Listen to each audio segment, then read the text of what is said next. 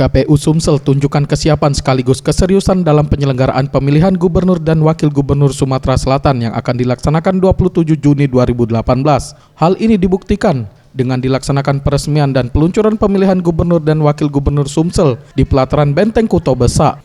Dalam kegiatan peresmian dan peluncuran pemilihan gubernur dan wakil gubernur Sumsel dihadiri Alek Nurdin, Gubernur Sumsel, Fitrianti Agustinda, Wakil Wali Kota Palembang, Kapolda Sumsel, Kasdam II Sriwijaya, Komisioner KPU Republik Indonesia, hingga Ketua DPRD Sumsel.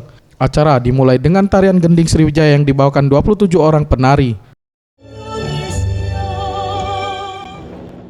Selanjutnya, meresmikan Pilkada Sumsel 2018 ditandai dengan pemukulan genderang. Juga dilakukan peluncuran maskot Pilkada Sumsel yaitu Cek Am dan Cek Pera. Selain itu juga dilakukan pemecahan rekor muri oleh KPU Sumsel dengan penyusunan 1.825 kotak suara.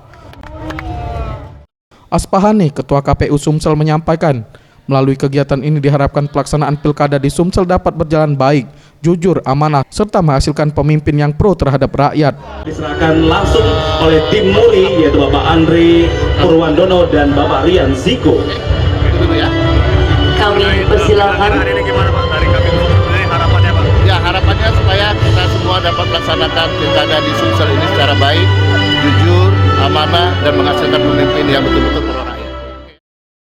Sementara itu, Alek Nurdin, Gubernur Sumsel menyampaikan, pilkada serentak harus aman, mengingat hanya berjarak 2 bulan dari penyelenggaraan Asian Games 2018.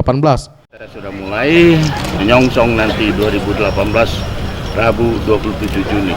Dan itu sangat riskan karena hanya tidak sampai 2 bulan setelah itu Asian Games. Jadi pilkada serentak 27 Juni harus aman. Anugrah Sandi Pratama, Sriwijaya TV.